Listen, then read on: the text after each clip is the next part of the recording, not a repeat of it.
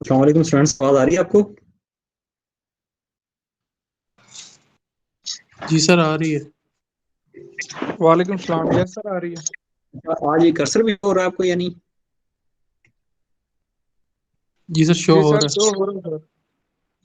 अच्छा सही। Last time इसमें शायद मैंने कवर नहीं किया था इसका, राइटिंग पैड का, इस वजह से थोड़ा इशू था। इस दफा वो इशू नहीं है इंशाल्लाह।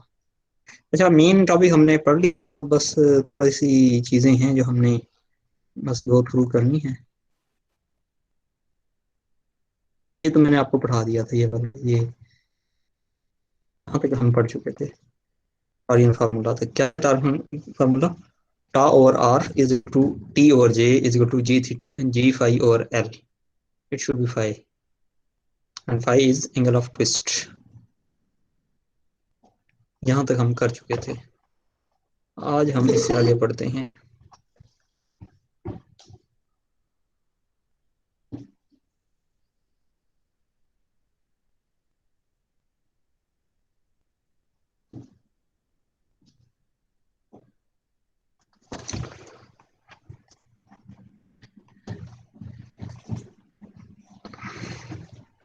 जी, आज पावर ट्रांसमिशन। अच्छा, मैंने लास्ट लेक्चर में भी आपको शेफ्ट और एक्सल का फर्क बताया था। शेफ्ट जो होती है वो पावर ट्रांसमिट करती है, एक्सल जो है जस्ट सपोर्ट करता है। दोनों में एक चीज जो सिमिलरिटी है वो ये कि दोनों रोटेशनल एलिमेंट जो हैं उनके लिए होते हैं। शेफ्ट बताते खुद भी रोटेट करती है, एक्सल जो है खुद रोटेट नहीं करता, बल्कि वो जस्ट किसी भी को या चीज को सपोर्ट करने के लिए यूज होता है।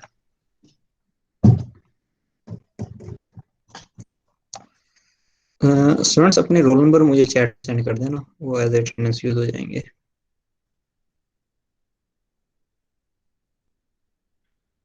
अच्छा जी, shafts are used to transmit power by application of torque। आप shaft पे टॉर्क लगाएंगे, उसकी वजह से वो टॉर्क इनटू एंगुलर मोमेंट कह लें, वो एनर्जी के इक्वल होता है। और अगर पावर की टर्म में बात की जाए तो टा इंटू यानी torque T into omega, that will be the power. ये बिल्कुल उसी एनालॉजी पे है, मुशाहबत पे है, जो कि आपका वर्क के लिए है। वर्क क्या होता है? Force into displacement, F into D. इसी तरह इसको एंगुलर में अगर लेके जाएं तो वर्क या एनर्जी इक्वल होगा, एफ की जगह जाएगा टॉर्क, डी की जगह जाएगा एंगुलर डिस्प्लेसमेंट जो कि थीटा होता है। और अगर पावर की बात की जाए तो वो लीनियर में क्या था? Force into velocity. और एंगुलर में क्या होगा? पावर एंगुलर में इक्वल होगा टॉर्क इनटू ओमेगा। यही चीज बस इसमें टोटल है। जी, पावर क्या है? Work done per unit of time. If a task is applied and shaft displaced the theta angularly in delta t time, then power will be equal to t into d theta over t। तो p is equal to जगह t into omega, क्योंकि d theta over t ये equal होता है omega के, जो कि angular velocity है। इसकी यूनिट वही वाट है। वाट किसके इक्वल होता है? न्यूटन मीटर इंटू रेडियन पर सेकेंड। न्यूटन मीटर पर सेकेंड हो गए पावर की यूनिट्स। अच्छा, याद रखिएगा कि 1 kilowatt is bigger than 1 HP। HP mean horse power. एक हॉर्स पावर किसके इक्वल होता है? 550 फीट इंटू पाउंड्स पर सेकेंड, या 746 वाट।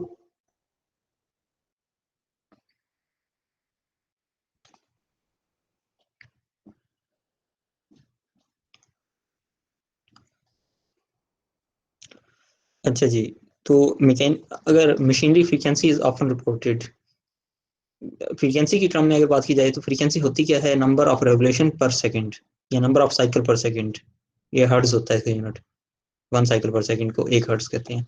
तो उस टर्म में बात की जाए तो फिर पावर इक्वल होती है 2πf इंटू टी। मैं की जगह क्या आ गया? 2πf। टी वही टार्क है। शाफ्ट डिजाइन की अगर बात की जाए, ये भी एक छोटा सा ही टॉपिक है। If power and frequency of shaft are known, then torque transmitted by the shaft can be determined by this। Simple यहाँ से आप टॉर्क निकाल सकते हैं अगर आपको पता है कितनी मैन पावर करनी है और कितनी उसकी फ्रीक्वेंसी होनी है। तो आप ये इस फार्मूले से निकाल सकते हैं torque. Knowing T and allowable shear stress for material, अगर आपको टी और टा अलाउ पता हो तो फिर आप टॉरियन फार्मूला यूज करके ये J over R is equal to T over tau allow,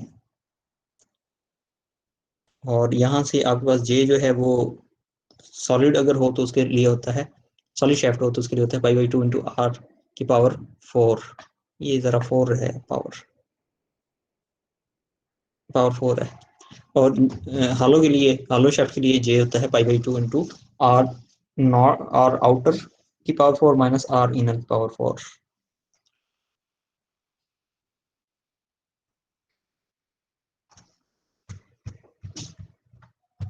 अच्छा, बल्ज का मतलब ये वर्ड यूज होता है उभारना, और वाप का मतलब होता है मोड़ना। ये बुक अगर आप पढ़ेंगे उसमें ये वर्ड यूज होते हैं। अच्छा, ये कुछ क्रॉस सेक्शन है, ये जस्ट आपको इसका एक्सपोजर देने के लिए है, एग्जामिनेशन पॉइंट से ये नहीं है। उसमें ये कि सर्कुलर अगर क्रॉस सेक्शन हो तो उसमें टॉम एक्स इसके इक्वल होता है टी आर ओवर जे, और फाई या एंगल ऑफ ट्विस्ट होता है टी एल ओवर जी जे। स्केयर हो तो उस केस में ये होता है 4.81 इंटू टी डिवाइड बाई ए की पावर 3, और फाई इक्वल होता है 7.10 इंटू टी एल और ए की power 4 into G, where A is one side of the square. और इक्विलेटरल ट्राइंगल हो तो उसमें 20 T over A cube 46 T L over A की पावर 4 इंटू जी होता है। और लिप्स का केस हो, लिप्स में आपको पता है एक मेजर होती है एक माइनर, इसमें मेजर ए है माइनर बी है, तो ये इस तरह डायमेंशन हो तो उसमें टॉम एक्स इक्वल होता है 2t over pi A B square, और फाई इक्वल होता है A square plus B square into T L over pi A cube B cube into G. Comparison अगर आपने करना हो वेट ऑफ हॉलो शेफ्ट और वेट ऑफ सॉलिड का, तो आप क्या करेंगे, मैस इंटू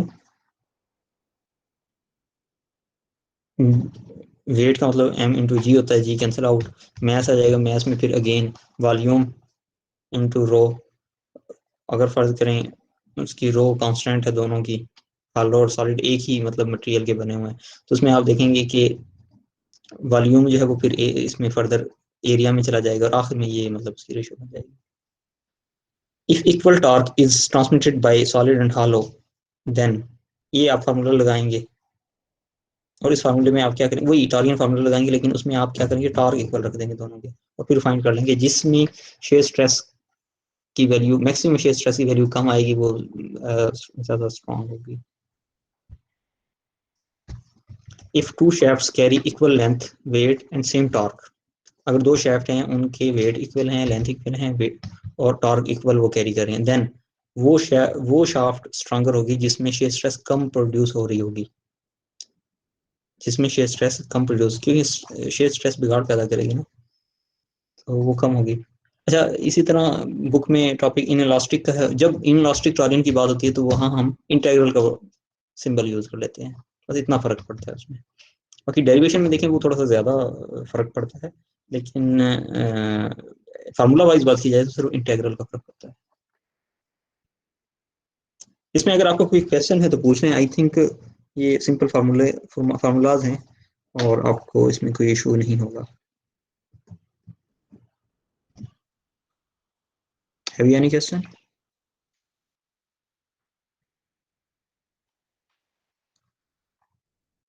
कोई क्वेश्चन नहीं है?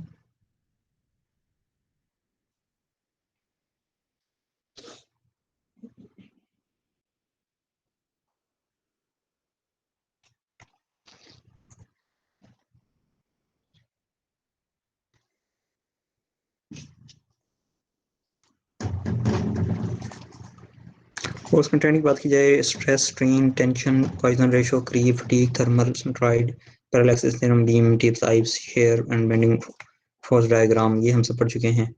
टॉरियन और इसकी equation, power transmission and shaft, ये आज हमने पढ़ लिया है, और horse power comparison hollow shaft ये मैंने आपको अभी बता दिया है। तो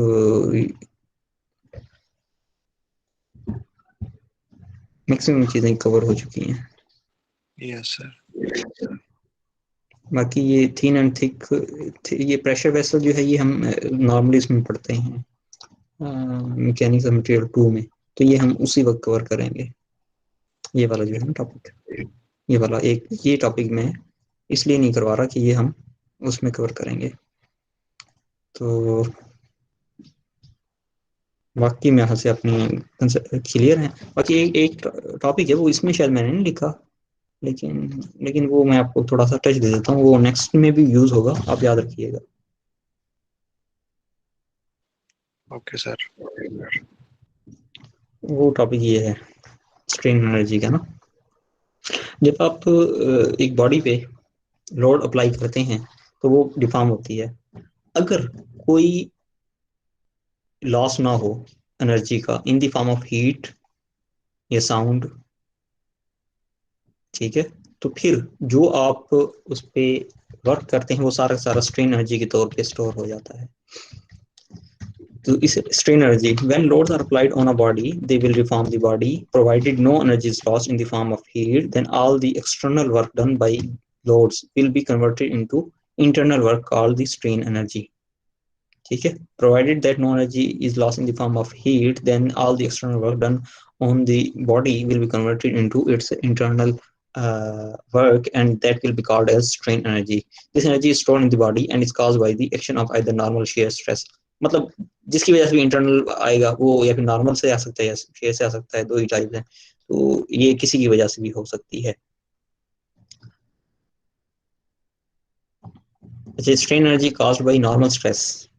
अगर हमारे पास एक बॉडी है जैसे कि ये शो किया गया है आपको, इस पे फर्ज करें एक डायरेक्शन जो कि जी डायरेक्शन है, let's suppose this direction is G, ये एक्स एक्सिस है, ये जी एक्सिस है और तीसरी डायमेंशन वाई है। तो लेट्स सपोज अगर ये जी है, यहाँ हम एक नॉर्मल स्ट्रेस हम लगाते हैं जो कि सिग्मा जी है, तो फिर क्या होगा, होगा ये कि जो फोर्स होगी इस सरफेस पे जो फोर्स एक्ट करेगी, ये छोटा सा हमने क्यूब लिया हुआ है, डिफरेंशियल वॉल्यूम लिया हुआ है, उसके इस सरफेस पे जो फोर्स लगेगी वो सिंपल क्या होगा, आप इस स्ट्रेस को मल्टीप्लाई कर दें एरिया से, तो sigma ji into d A ये आ जाएगा फोर्स के इक्वल। और क्योंकि आपको पता है डी ए इक्वल किसके होगा, वो दो बाकी डायमेंशन होंगी, यानी सिग्मा जी एक्ट कर रहा है वो कर रहा है एक्स वाई प्लेन पे, तो डी एरिया जो हो जाएगा वो d x into D y हो जाएगा। और जिस वक्त आप ये एक्ट करेंगे उसकी वजह से इसमें जो स्ट्रेन आएगी, चेंज आएगा, वो स्ट्रेन के फार्मूले के मुताबिक क्या होता है, change over original length. Change क्या है, डेल्टा जी, डी डेल्टा जी। डी किस लिए है, डिफरेंशियल, हमने छोटा सा एक डिफरेंशियल वॉल्यूम लिया हुआ इस वजह से, divide by D G, D G इसकी ओरिजिनल लेंथ थी अलॉन्ग जी एक्सिस, तो वो इक्वल हो जाएगा एप्सिलॉन के। एप्सिलॉन के यही फार्मूला है ना, आप और करें, ये फार्मूला जो है ये एप्सिलॉन का है ना, कि change in length divide by original length, बस ये फार्मूला अप्लाई किया है, उसके बाद उसको रीअरेंज करें, इसकी वैल्यू निकालना है, ये वैल्यू निकालने के बाद आप इन दोनों का प्रोडक्ट ले लें, वो वर्क हो जाएगा। लेकिन ये याद रखें कि फोर्स जो है वो आप जब लगाना शुरू कर रहे हैं, ये जैसे मैंने यहाँ छोटा सा नोट भी लिखा हुआ है, क्योंकि फोर्स 0 से डी एफ तक अप्लाई होती है, यानी ग्रेजुअली अप्लाई होती है, इसलिए जब एवरेज लेंगे तो उसमें 1/2 आ जाएगा, एवरेज वर्क जब हम ले रहे हैं, तो ये 1/2 बेसिकली एवरेज की वजह से है।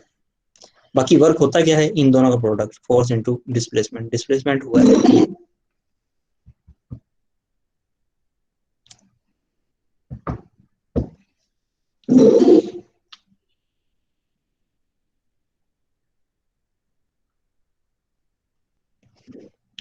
तो अब जो एनर्जी होगी वो क्या है, वो हम जैसे डेफिनेशन पढ़ चुके हैं कि वो इक्वल होती है इंटरनल एनर्जी के इक्वल। तो D U I is equal to 1/2 D G into D delta G, और ये इक्वल हो जाएगा 1/2 सिग्मा जी into D x into D Y into इसकी जगह ये वैल्यू आ जाएगी।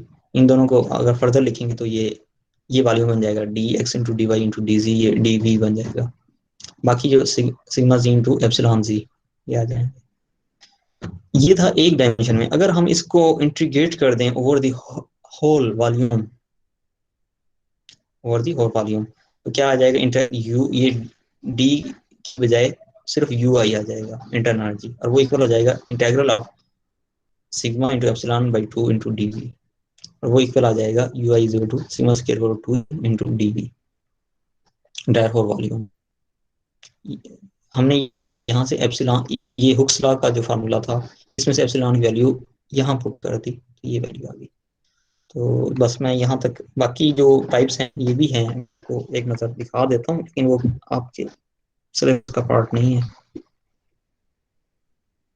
ये वाला हम मटेरियल 2 में भी के लिए ये चारों टाइप्स पढ़ते हैं, इसमें एक मैंने अभी पढ़ा दिया। तो इसमें इसके साथ ये हमारा सिलेबस कंप्लीट है। न्यूमेरिकल अलबत्ता मैंने करवाने हैं ट्रारियन के, वो बस रहते हैं, वो हम कुछ आज करते हैं, कुछ नेक्स्ट लेक्चर में कर लेंगे। अगर आपको कोई क्वेश्चन है इसमें पूछ लें। मैंने strain energy call by normal stress तक जस्ट पढ़ाया है आपको यहाँ तक।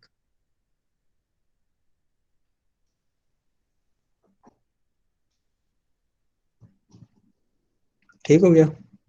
इसमें अगर आपका कोई क्वेश्चन है आप पूछ सकते हैं।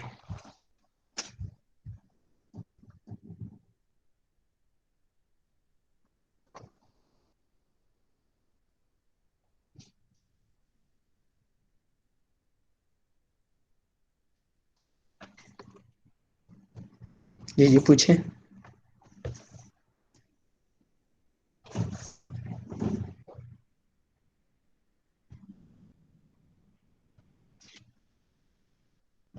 कोई क्वेश्चन नहीं। सही। अच्छा फ्रेंड्स, आपका ऑनलाइन एग्जाम है या ऑन कैंपस एग्जाम है?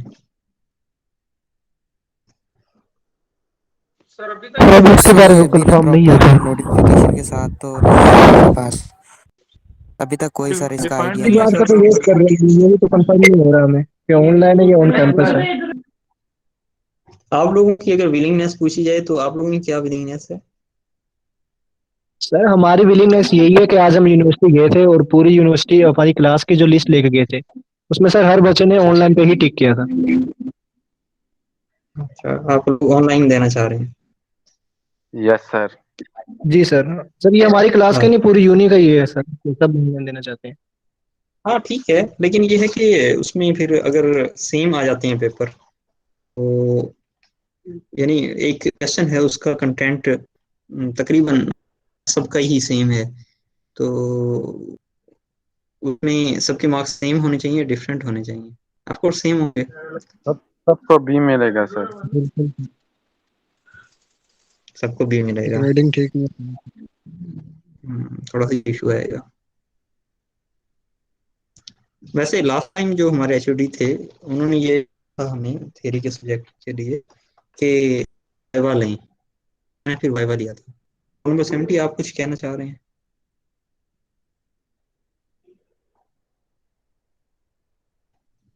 अपने हैंड रेज किया था।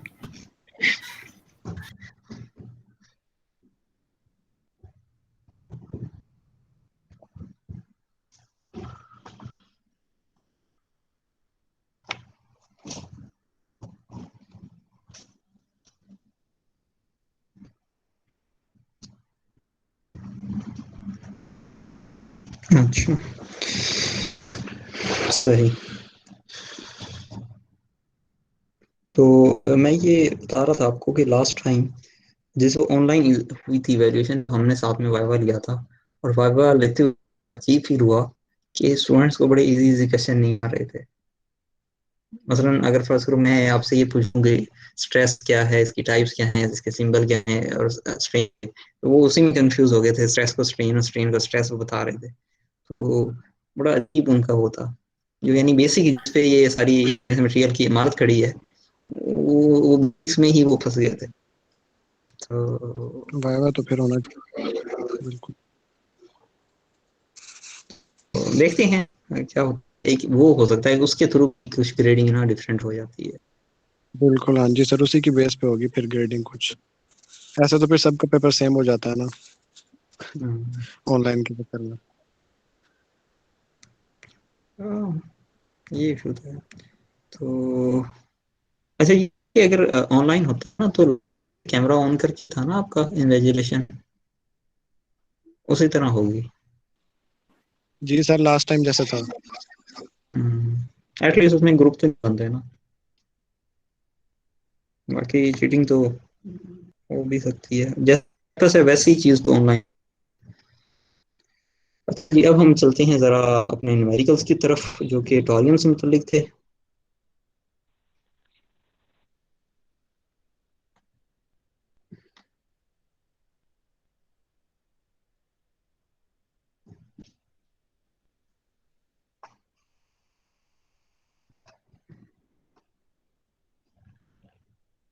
जी ये न्यूमेरिकल है।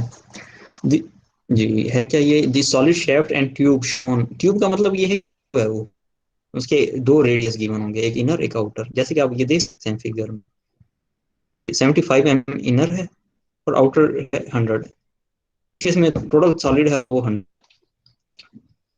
अच्छा ये are made of a material having an allowable stress of 75 megapascal, तो स्ट्रेस गिवन है कितनी, दोनों ने कितनी स्ट्रेस बियर करनी है 75 मेगापास्कल।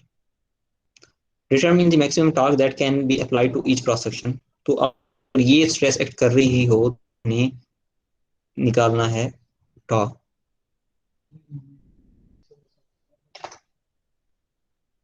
क्लास एक मिनट जरा होल्ड, मैं अभी आपको बताता हूँ क्लास।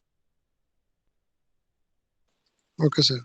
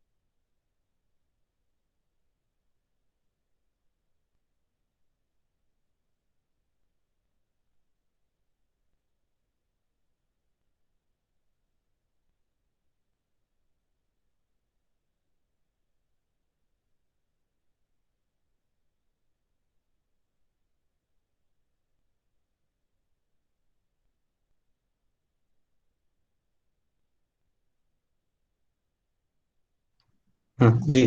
अच्छा क्लास हम वो कर रहे थे सॉल्व प्रॉब्लम, उस पे चलते हैं। जी यहाँ दो किस्म, एक है सॉलिड एक है hollow, और उनके रेडियस गिवन है या डाया गिवन है, वहां से हम जे निकाल सकते हैं। जे की वैल्यू क्या होती है सॉलिड के लिए π/2 × 4, और hollow के लिए π/2 × r0² - ri², अब स्केयर कह रहा are I r0⁴ - ri⁴ power 4 होती है, तो ये जे दोनों के निकाल सकते हैं जैसे इस बुक ने निकाला। टा भी गिवन है। अब टॉरिन फार्मूला अगर देखें तो वो क्या था, टॉरिन फार्मूला अगर मैं राइट डाउन करूं,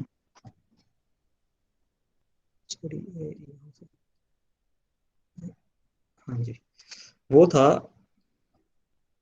टा over R is equal to T over J is equal to theta G five over L. इसमें ये वाला लेने की जरूरत नहीं, अगर आपसे एंगल ऑफ ट्विस्ट पूछा जाए फिर आप ये वाला भी लेंगे। अभी हमने जो करना है वो सिर्फ और सिर्फ इतना पार्ट जो है कर लेना सॉल्व। इस पार्ट में आपके पास स्टॉप पता है, आर आपको पता है, ए पता है, टी पता है। जब आपको ये चीजें पता है, टी सॉरी आपने निकालना है, तो आप टी के लिए रीअरेंज करें तो इक्वल आ जाएगा, टी इक्वल हो जाएगा आ जे और आर। तो इसमें आप पुट करें वैल्यूज, ठीक है।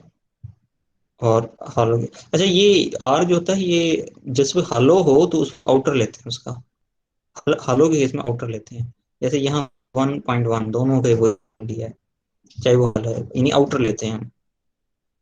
तो जिसको आप इनपुट करते हैं तो आपके पास यहाँ सॉलिड के लिए ये आ जाती है वैल्यू, हालो के लिए वैल्यू आ जाती है। इसे आप शेयर इनर रेडियस पे शेयर स्ट्रेस निकालनी है, तो आप क्या करेंगे, इसमें अब आपने टॉ निकालना है।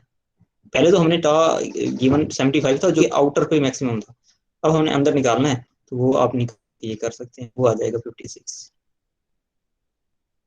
आई थिंक ये अगर आपको आइडिया हो गया होगा कैसे करना सॉल्व। तो this is all from my side, if you have any question. सही लेक्चर समझ आया आपको?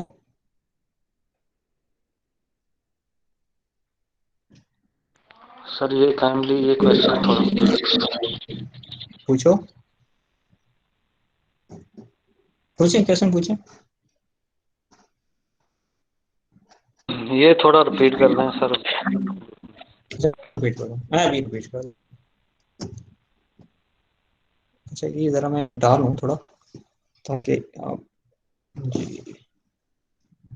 लोगों ने टॉरिन फार्मूला याद रखना है, एंगल ऑफ ट्विस्ट, ये टॉरिन की जो भी आप करने हैं ना सॉल्व, इसमें एक ही फार्मूला लगेगा जो कि टॉरिन वाला है, आप याद रखना है।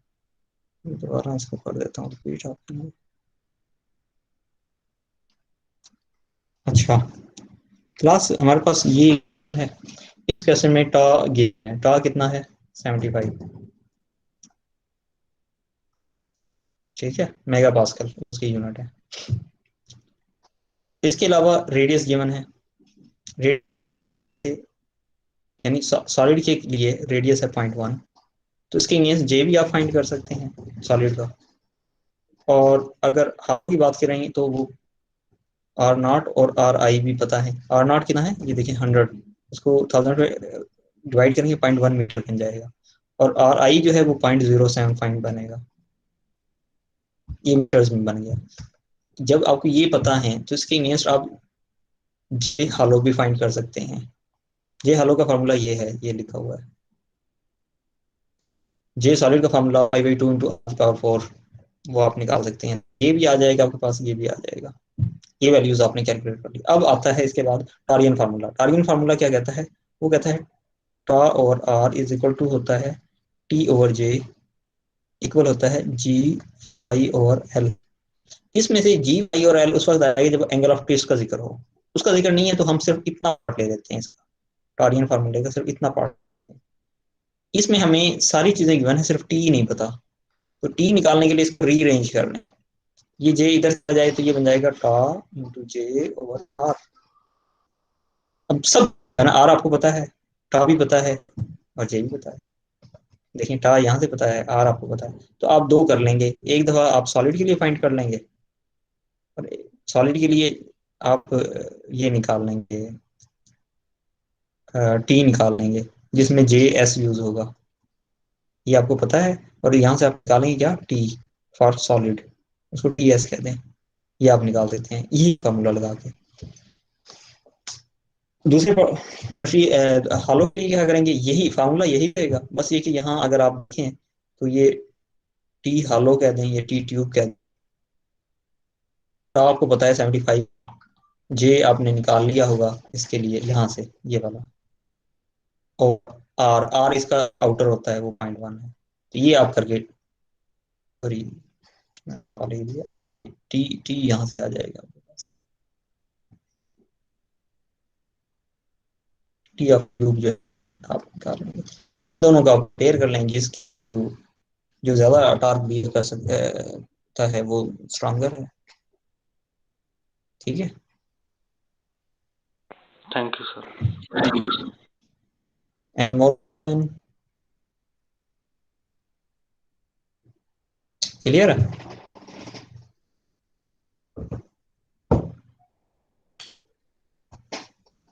चलें ठीक है, अगर क्लियर है तो बेहतर है।